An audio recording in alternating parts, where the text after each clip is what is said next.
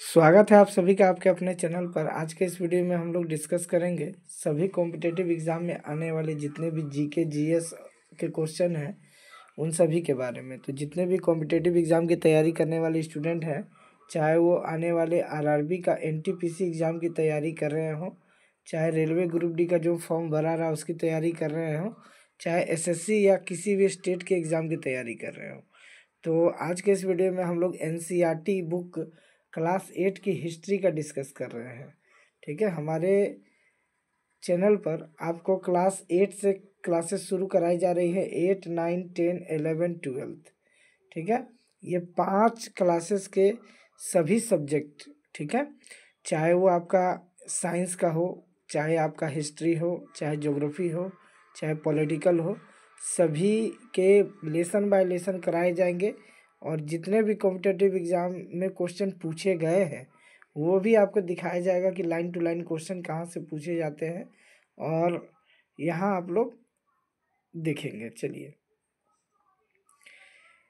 अब यहाँ पे देखिएगा कि सबसे पहले यहाँ पे क्वेश्चन बन रहा है, ब्राह्मण ब्रिटेनिया को शास्त्र भेंट कर रहे हैं। जेम्स रेनेल द्वारा तैयार किए गए पहले नक्शे का आवरण चित्र 1782। रॉबर्ट क्लाइव ने रेनेल को हिंदुस्तान के नक्शे तैयार करने का काम सौंपा था सबसे पहली बार 1782 में। ये डायग्राम आप लोग देख सकते हैं, ठीक है, हिंदुस्तान का नक्शा बनाने के लिए। अब नेक्स्ट पेज पे चलते हैं। नेक्स्ट पेज पे अगर कुछ क्वेश्चन मिलता है इम्पोर्टेंट, केवल एमसीक्यू क्वेश्चन, देखिए, विज्ञापनों से भी पसंद नापसंद तय होती है। पुराने विज्ञापनों से हमें यह समझने में मदद मिलती है कि नए उत्पादों के लिए बाजार किस तरह तैयार हुआ है, किस तरह नई रुचियां चलन में आई। 1922 में लिप्टन चाय के लिए तैयार किया गया। देखिए, ये विज्ञापन के बारे में है। जबकि अगले हिस्से में ब्रिटेन की रानी विक्टोरिया का तीसरा बेटा राजकुमार आर्थर घोड़े पर बैठा हुआ। राजकुमार आर्थर को ड्यूक ऑफ कनाट की पदवी दी गई। देखिए, यहाँ क्वेश्चन बना कि ब्रिटेन की जो रानी थी उसका तीसरा बेटा था राजकुमार आर्थर, घोड़े पर बैठा, और राजकुमार आर्थर को ड्यूक ऑफ कनाट की पदवी दी थी गई थी। ठीक है, काफ़ी डीपली क्वेश्चन पूछे जाते हैं कॉम्पिटिटिव एग्जाम में। तो जो नए कैंडिडेट हैं तैयारी कर रहे हैं वो देखिए यहाँ पे क्वेश्चन कहाँ से बनता है। ये इतिहास प्रथम गवर्नर जनरल वारेन हेस्टिंग्स, देखिए, प्रथम गवर्नर जनरल वारेन हेस्टिंग्स के शासन से शुरू होते थे और आखिरी वाइसराय लॉर्ड माउंटबेटन के साथ खत्म होते थे। देखिएगा, तो अगर पूछा जाएगा भारत के पहले गवर्नर जनरल तो वारेन हेस्टिंग्स, और आखिरी वाइसराय भारत के लॉर्ड माउंटबेटन। ठीक है, अलग अलग अध्यायों में हम दूसरे गवर्नर जनरलों Hastings, Wellesley, Bentinck, Dalhousie, Canning, Lawrence, Lytton, Ripon, Curzon, Hardinge, Irwin के बारे में भी पढ़ते हैं। गवर्नर जनरल ये भारत के हैं। अब देखिए, पूछा जाएगा वारेन हेस्टिंग्स 1773 में पहले गवर्नर जनरल बने। इतिहास की किताबों में गवर्नर जनरलों के कारनामों, जीवनियों में उनकी गौरव गाथाओं और तस्वीरों में उनके भव्य व्यक्तित्व को उभारा जाता था। ठीक है, तो ये यहाँ पे फोटो देख सकते हैं, वारेन हेस्टिंग्स 1773 में बने थे। अब यहाँ पे देखिएगा, एक बहुत ही इंपॉर्टेंट क्वेश्चन है। 1817 में स्कॉटलैंड के अर्थशास्त्री और राजनीतिक दार्शनिक जेम्स मिल ने 3 विशाल खंडों में a history of British India, British Bharat का इतिहास नामक एक किताब लिखी। इस किताब में उन्होंने भारत के इतिहास को हिंदू, मुस्लिम और ब्रिटिश इन 3 कालखंडों में बांटा था। तो याद रखिएगा, हिस्ट्री ऑफ ब्रिटिश इंडिया पुस्तक 1817 में स्कॉटलैंड के अर्थशास्त्री राजनीतिक दार्शनिक थे जेम्स मिल। तो जेम्स मिल की पुस्तक का नाम है जेम्स मिल की हिस्ट्री ऑफ ब्रिटिश इंडिया।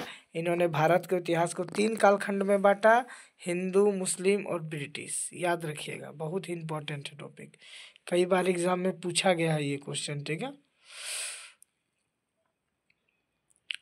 अब हम लोग चलते हैं अगले पेज में। देखिए, तो भारतीय इतिहास को आमतौर पर प्राचीन, मध्यकालीन, आधुनिक काल में बांटा है। ठीक है, तो लेकिन जेम्स मिल ने 3 भाग में बांटा, हिंदू, मुस्लिम, ब्रिटिश। लेकिन आमतौर पर बात किया जाएगा तो भारतीय इतिहास को 3 भागों में बांटते हैं: प्राचीन, मध्यकालीन, आधुनिक।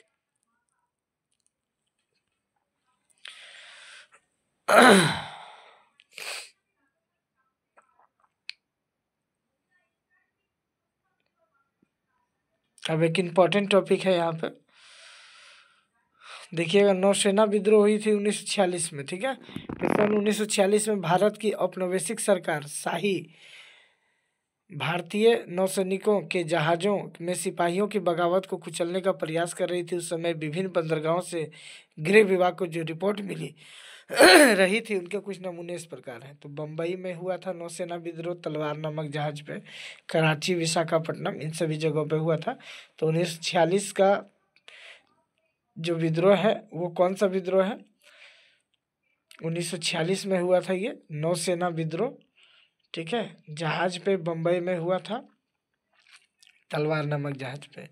ये क्वेश्चन यहाँ से बना। देखिए, भारतीय राष्ट्रीय अभिलेखागार 1920 के दशक में बनाया गया। भारतीय राष्ट्रीय अभिलेखागार 1920 के दशक में बनाया गया। जब नई दिल्ली का निर्माण हुआ तो राष्ट्रीय संग्रहालय और राष्ट्रीय अभिलेखागार दोनों ही वायसराय के निवास के नज़दीक बनाए गए थे। इससे पता चलता है कि अंग्रेजों की सोच में इस संस्थानों का कितना भारी महत्व था।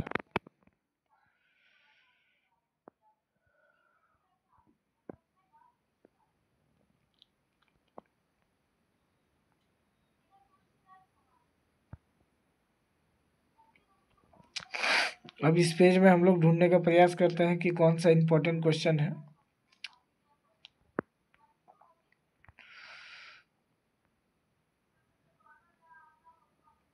1857 का विद्रोह का यहाँ पे जिक्र आ गया है थोड़ा सा।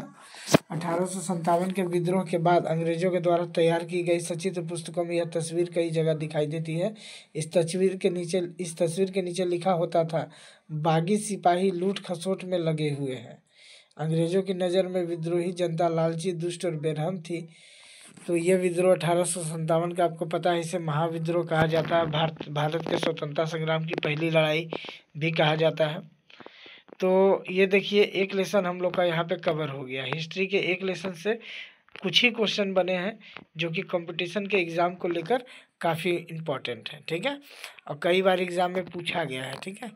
तो भारत या हिंदुस्तान के सबसे पहली बार चित्र किसने बनवाया? तो रॉबर्ट क्लाइव ने। किससे? तो रेनेले से बनाया 1782 में। उस तरह से अगर पूछा जाएगा आपको कि महारानी विक्टोरिया के तीसरे बेटे जिनका नाम आर्थर था, उसे कौन सी पदवी थी? तो ड्यूक ऑफ कनाट की पदवी थी, ठीक है। अगर आपसे पूछा जाएगा भारत के प्रथम गवर्नर जनरल, तो वारेन हेस्टिंग्स। आखिरी वायसराय लॉर्ड माउंटबेटन। अगर आपसे ये क्वेश्चन पूछा जाएगा वारेन हेस्टिंग्स कब गवर्नर जनरल बने? 1773 में। अगर आपसे पूछा जाएगा जेम्स मिल कहाँ के निवासी थे? तो स्कॉटलैंड के थे। जेम्स मिल ने कौन सी पुस्तक लिखी? तो जेम्स मिल ने हिस्ट्री ऑफ ब्रिटिश इंडिया पुस्तक 1817 में लिखी। ब्रिटिश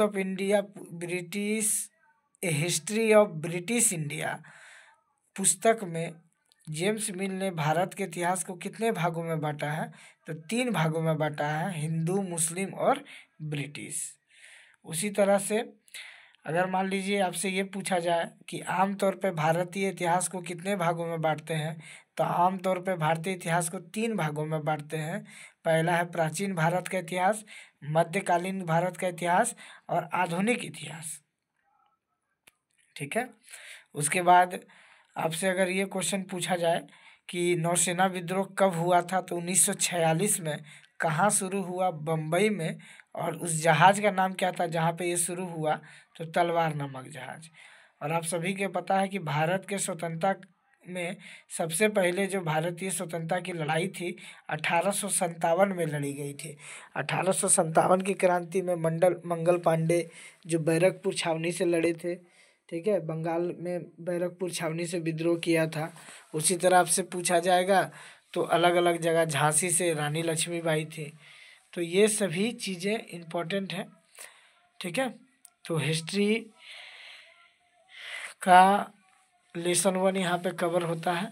तो उसी तरह से हमारे चैनल पे आपको एनसीईआरटी बुक का जो है क्वेश्चन आंसर कराया जा रहा है, जो कि सभी प्रकार के competitive exam, railway, SSC GD, ठीक है, railway NTPC, railway group D, सभी के लिए इम्पोर्टेंट है। ठीक है, तो 1857 की क्रांति एक महाविद्रोह थी।